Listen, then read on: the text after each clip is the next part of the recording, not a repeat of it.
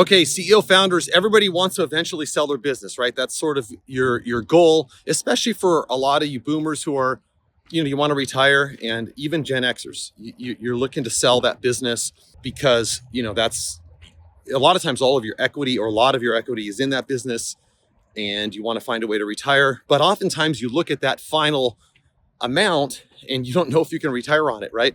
So today we're going to talk about multiple expansion. Okay, just a quick one here. I'll do a more of a deep dive into this, but you can talk to a lot of private equities or bankers. They're going to be a lot smarter than I am on this. They do it every day.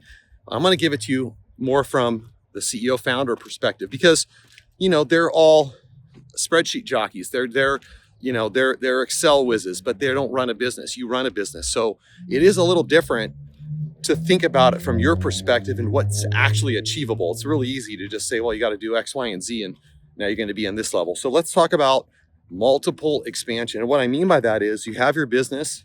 Let's say it's a $10 million business and it's producing, a million of EBITDA, let's say, a million of net profit. But, of course, PEs look at EBITDA. What multiple are they going to pay you of that number, and can you retire on it? Maybe it's 5x, maybe it's 8x, 10x. It just depends what your business is. So a lot of times, if you're in that situation, 10 million, 1 million, you can't retire on that multiple. You have a really nice lifestyle. You're spending 3, 4, 500,000 a year. And then all of a sudden, you're 55 or something, and you're like, I can't live on, 5 million the rest of my life.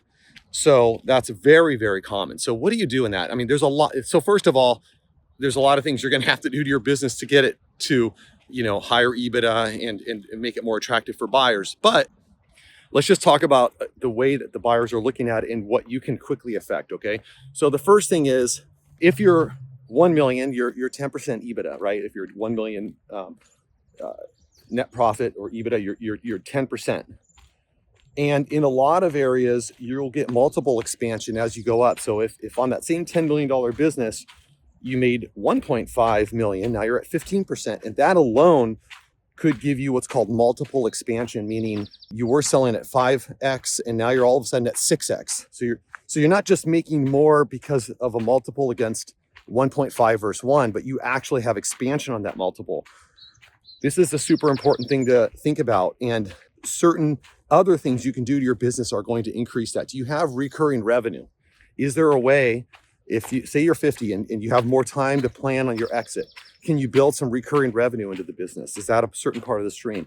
If you're selling a product and you're launching new products, do you have consumables in your products? If you don't, could you have on your NPD, your new product development, consumables within your products? Because if a portion of your products have consumables, and you're 10% EBITDA, and even if you don't increase it to 15%, just that you have consumables, you're going to get some margin expansion. And of course, you're going to be more attractive to private equity.